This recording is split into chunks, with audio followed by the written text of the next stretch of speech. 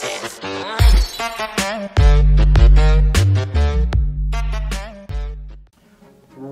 up, YouTube? This is your boy Carlos, brought to you by Carlos Power Media.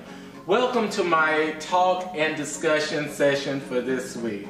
The topic is YouTube is demonetizing videos. So let's talk about that a little bit. Okay, you guys have seen that you have a lot of YouTubers that are creating content, and based on the content that's being created, there are a lot of discrepancies with a lot of content that YouTubers are making and posting on YouTube. Now, YouTube is doing what they can to protect their YouTube brand. And what I mean by that is that when YouTubers are posting videos, you have some videos that are not suitable for all audiences. You have a lot of children and teenagers that utilize YouTube on a daily basis. Now, based on some of the content even that I have witnessed, is that you have a lot of explicit images that are seen within the actual thumbnails that are placed out there. There is some explicit things that I have seen as well. Now, one of the things that YouTube is trying to do is to make the actual YouTube experience for all end users a pleasant experience. Now, what I mean by that means that the content that's placed out in the YouTube world needs to be family friendly. It needs to be where all audiences can view it. Now, one of the things that I did see is that you have a lot of videos that are out there. Some videos are prank videos, some are home videos, and some are just YouTube creators just creating, footage where people can enjoy their content that they make on a daily basis. What needs to take place? Let's talk a little bit about that. Before any content is placed out on YouTube, we want to make sure that when any type of videos are placed on YouTube, you have to think about who your audience is, which that's how you get your subscribers. You have to also think about, okay, you have your existing audience and your future audience members, but you have to think about the young children that may happen to be on YouTube and they're accessing things that they should not see. Should YouTube be policing, what kids see? Or should it be based on the parents providing some kind of parental control on what their children see? I personally don't think that YouTube should police what young people are seeing. I think that is solely based up to the parents, to have some type of filters of what their children are watching or what they are seeing. In most households, when you have computers and you have children using those computers, they are usually in an area where the family or the parents can provide some kind of control of what they're looking at. So, one of the things I want to focus on within this talk and discussion session on today is, should YouTube be demonetizing what you make on your videos? Now, you have to look at it from this perspective. Is it YouTube, or is it the ad companies that YouTube represent? Now, you have to look at it from 2 points of view, which I know a lot of people are like turned upside down regarding this. So if YouTube has partnership with a lot of ad companies for you guys to make money. So as people view your videos and as they click on different ads, and most of you are signed up through AdSense, and plus you're making money in other avenues as well on YouTube. Should YouTube be demonetizing your videos? That is a big question. Now, the question to you is, before you post anything or any content on YouTube, are you really thinking about how this would affect the audience? Number one.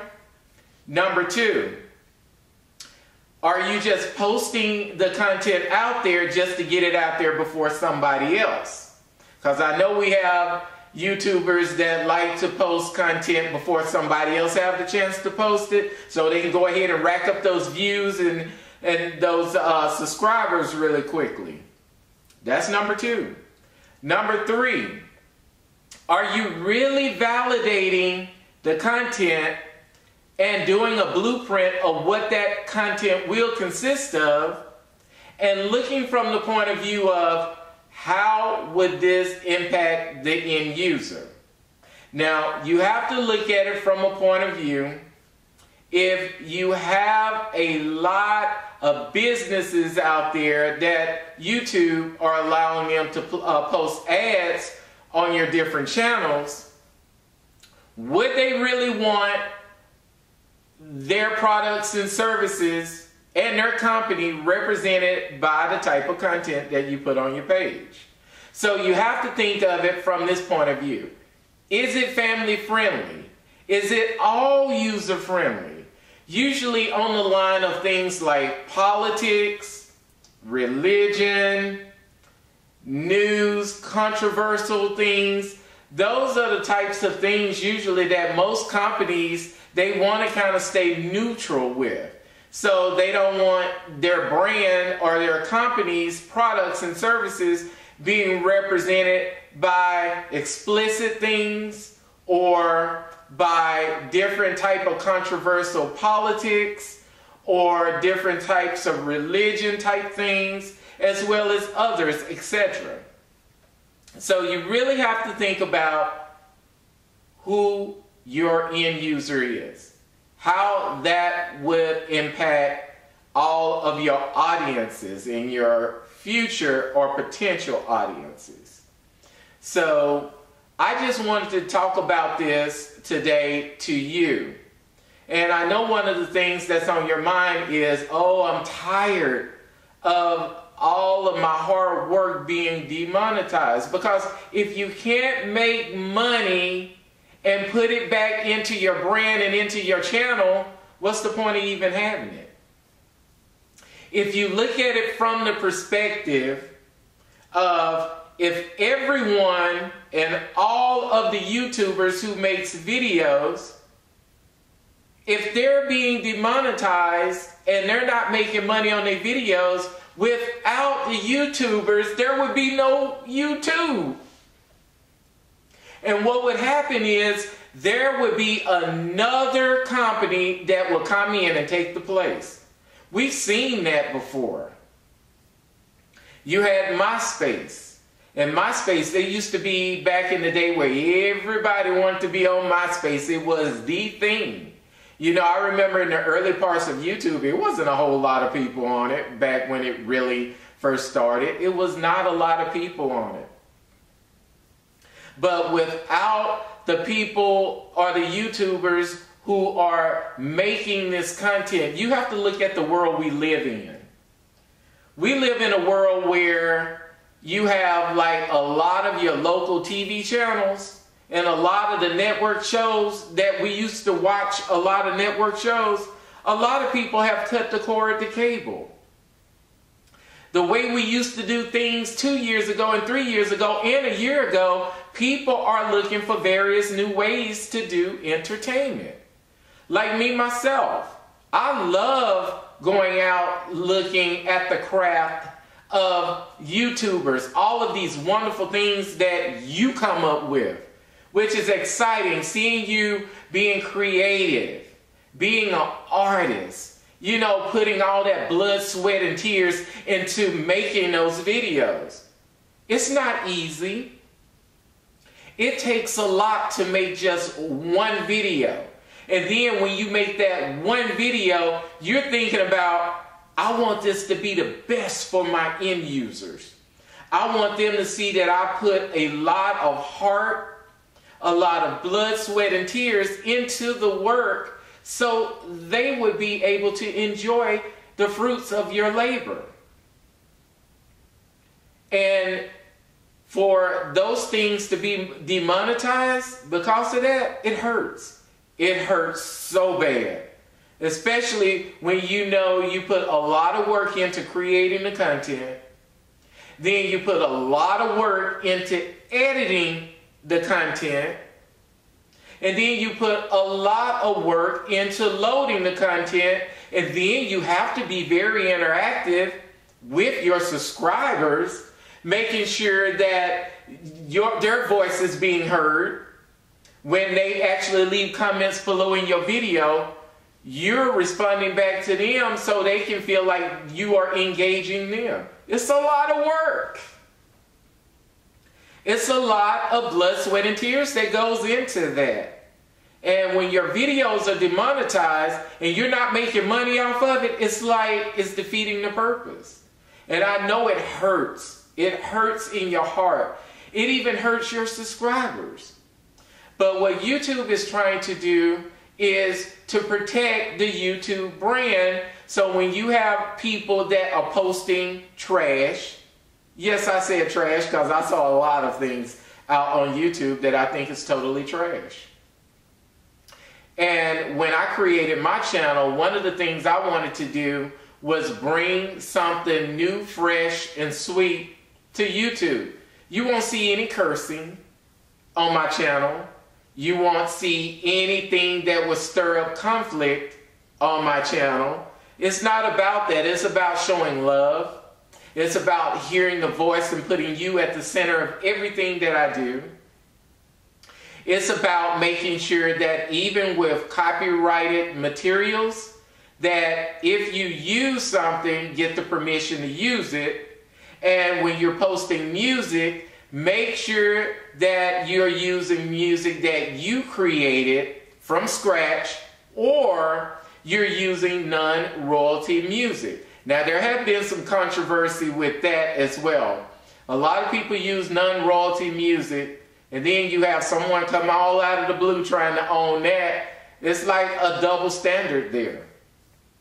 So, just make sure that when you guys are posting videos, that before you post it and before you get all those views, and then you know your videos are being demonetized and then you dispute it, make sure that you have crossed all your T's and dotted all your I's to make sure when you do that final review on that video before you post it, think about it, not from just your perspective, but put yourself in the end user's shoes.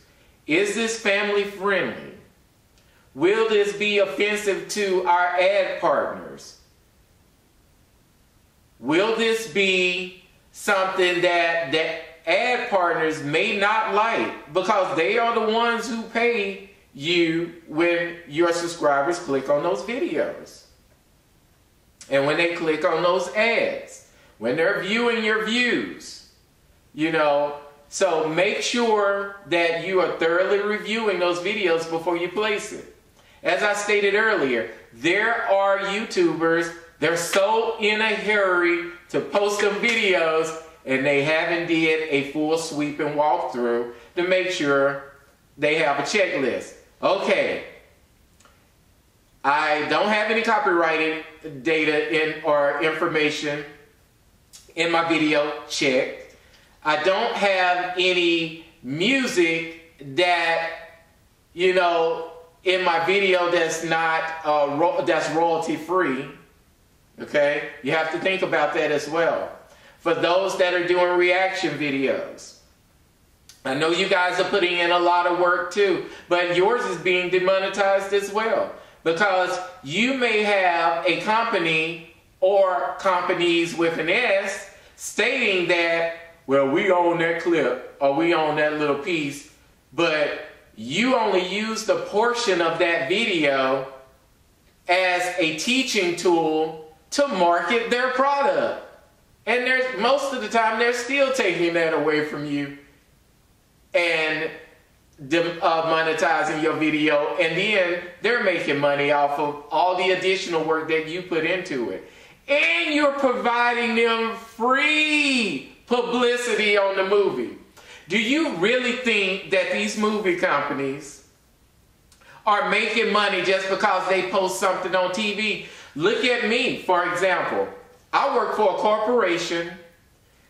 I am a fitness, trainer as well for Zumba. And on top of that, I'm a YouTuber. So my schedule is full. I am not a full-time YouTuber. I just don't have the time to do that right now. But I do get on when I can, and I like to engage with all the YouTubers. But you have to realize that the time that I do put in, I'm putting you guys first in everything that I'm doing. Now, I don't usually get hit hardly at all with hits regarding things where I'm using content and all of that stuff. I try to be original as possible. And when I'm putting videos out there, I try to make sure that my end users are put into the thought process as well.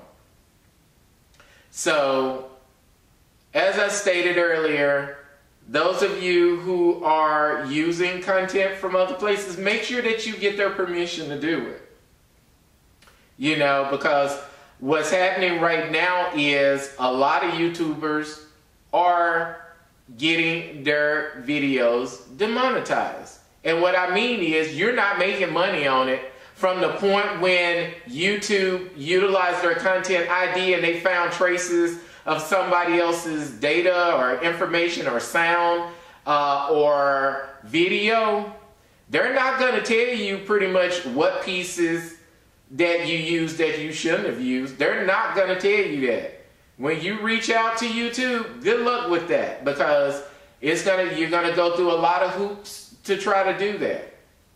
And then when a lot of you are trying to have YouTube to look at the video and you're saying, okay, I own this content, this is my stuff, and if for those of you who have copyrighted materials and you're using it as a teaching mechanism to promote something, the company should be glad that you're doing that, because if I go see a movie, half of the time I go see it because I saw how excited you got regarding the movie. It's not because of that movie that they put on TV, a trailer, or the trailer is shown in the movie theater. That is not what get people excited to go see it. It's seeing you as a YouTuber being excited in your expressions and how you feel and how that movie makes you feel. And how it's just bringing something out inside of you. That's how a lot of you are getting your subscribers, because they see that passion and that desire and that zeal and that spirit that trailer brought to you is what's getting those people out in those seats in those theaters. It's not just the companies posting a trailer. A lot of these companies post trailers all the time. Do that make people go to the movie theater? No, it does not. I'm a moviegoer. I'm a big-time moviegoer. But I'm going to tell you right now, looking at a trailer has never promoted me to go see a movie. It was always by word of mouth of somebody else and them being excited about it. They may say, hey, bro, you need to go watch that. Or, hey, you need to go see that movie. It was awesome. That's what get people in the movie theaters.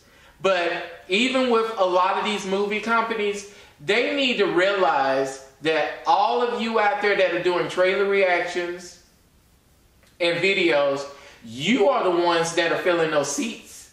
in those movie theaters. And those movie companies are not paying you for that. But in most cases, I've seen cases where people was talking about that they only used a small clip, even though that's copyrighted material. But if you're using that as from fair use, according to the fair use language, if you are using a clip of something to teach someone or to encourage someone to go see something or to educate them about something or bring knowledge to something, and you have changed the whole total aspect of what that clip was about, that is according to fair use. But you have a lot of these people that are out there that are demonetizing your videos, are letting you know that, well, you got a piece of a clip of something that we have, we want that money. They see all them subscribers you got. So let's say for those of you who have 1 million subscribers or more, or 500,000 or 50,000 or 100,000 or more, the thing is, if those companies come back, you done put so much work into that. Most of you are spending 2 to 3 hours as a full process of putting that video together. It's more than just that little 1 minute clip or that 2 minute clip. And your video is probably 15 to 20 minutes to 30 minutes long. So you're putting a lot of heart into that video to educate people about how you feel about the video, what you think about the video. Then you went and studied the background about the video, and you're acknowledging the company who made the video, putting that in your description field, letting the people know, hey, go see that video over here at this place. This is more of an avenue where you guys can teach them about how you feel about the movie and where the movie is going and why they should go see it, or in some cases, why they shouldn't go see it. But the movie companies need to realize that without you as a consumer, without you as the YouTuber, they wouldn't have no audiences, the millions of dollars that they make worldwide or globally or at home here in the US. They wouldn't reach those numbers. I have learned so much on YouTube. I've used things from YouTube in my personal life, on my job, different things like that, where people took the time to teach you about a process or teach you how to create something or teach you how to fix things, how to install things. YouTube has provided me a lot of knowledge. And without you, I wouldn't have even gained that. So I just think with where I am in my life right now, I think that because of you, I have learned so many different things and looking at so many different things from different levels or looking at things from different perspectives. What I really love about you guys, the YouTubers, is that you have taught me so much about myself and you have taught me so much about you as a content developer. I think it's awesome. Thank you for everything that you do. Don't think that what you do is done in vain, because it's not. I thank you guys for everything that you do, because you guys are helping someone somewhere. The topic of this is about demonetization of your videos. What you do matters. I value what you do, because a lot of times I don't even like to watch TV that much. But I like to go on YouTube just to see you guys express yourselves, to see all that wonderful talent that you guys have.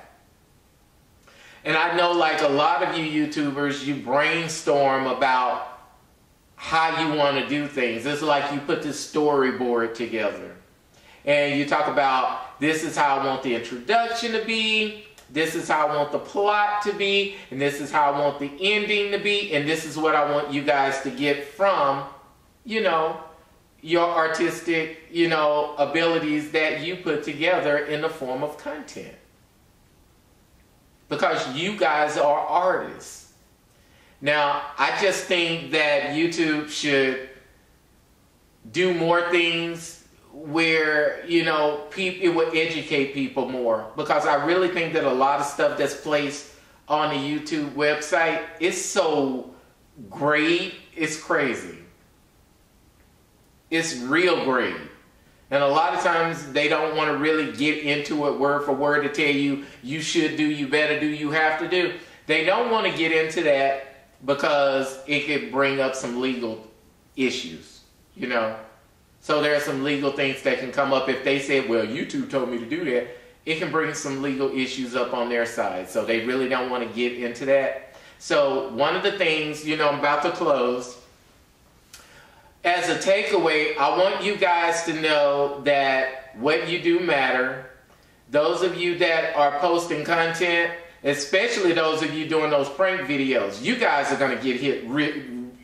Oh my God. You're going to get hit really hard, because if you have gory stuff in your prank videos, there's a lot of cursing going on in those videos.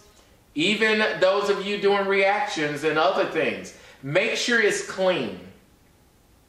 You know, so think about it. Would you want your child to see some of that stuff, or, you know, would this be something that an end user can see? Think about those things before you post, so you won't be flagged on a lot of those things. But just make sure that your videos are clean. There's not a lot of profanity in them. There's not a lot of provocative stuff in there. Make sure that whatever you post can be viewed by all audiences, because you don't want strikes on your account. You don't want your channel shut down. Read everything that YouTube has out there. I know it's great. Read it.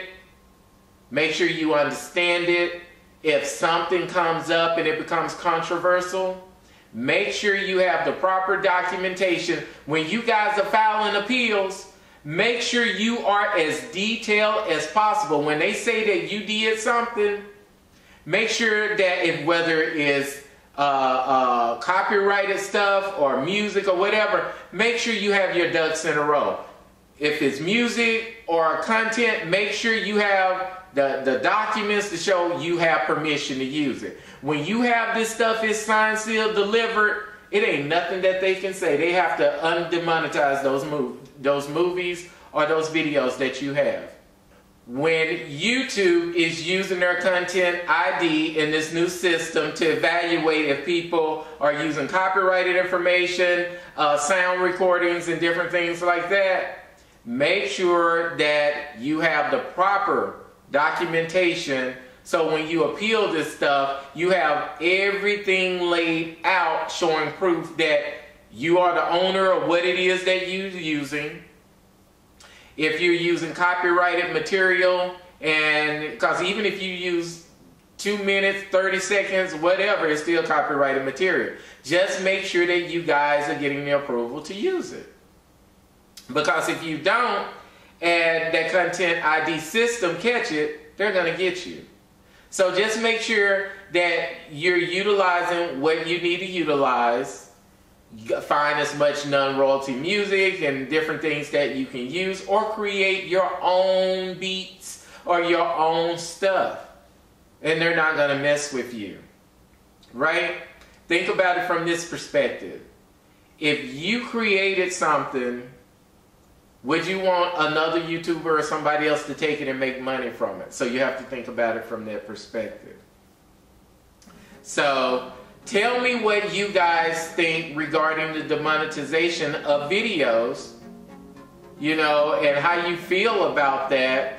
Now, I really feel that, you know, those of you, I've seen comments where people were saying that, you know, for the ones who have millions of subscribers, some of that would hurt them, but it won't hurt them in the pocket too much. But some of the new users, as well as the existing users, you know, they're getting a lot of stuff demonetized, and it's really hitting them in the pocket. And some of you do it as a full-time job, and that's where 100% of your income may come from. So if your channel is not making money, what's your point? You know, and I know this is your passion. You have to fight for your passion. Make sure you have your documentation, everything in a row. You're doing what needs to be done. Read everything YouTube has out there. I know it's great, but read it, understand it, and when you have to appeal something that they pulled up, make sure you have the proper documentation and the proper information from a legal perspective to address it. Because YouTube does not have a person going through millions of videos trying to find out. It's their system that's flagging certain things. And I've seen cases where the system flags stuff that people created on their own. It's not anything that somebody else created. It's stuff that people created from scratch. So, like and subscribe to my channel. Comment below about how you feel about the demonetization of the videos and how you think other YouTubers feel and what things they've been talking about. And see you until next time. Peace, love, and happy holidays.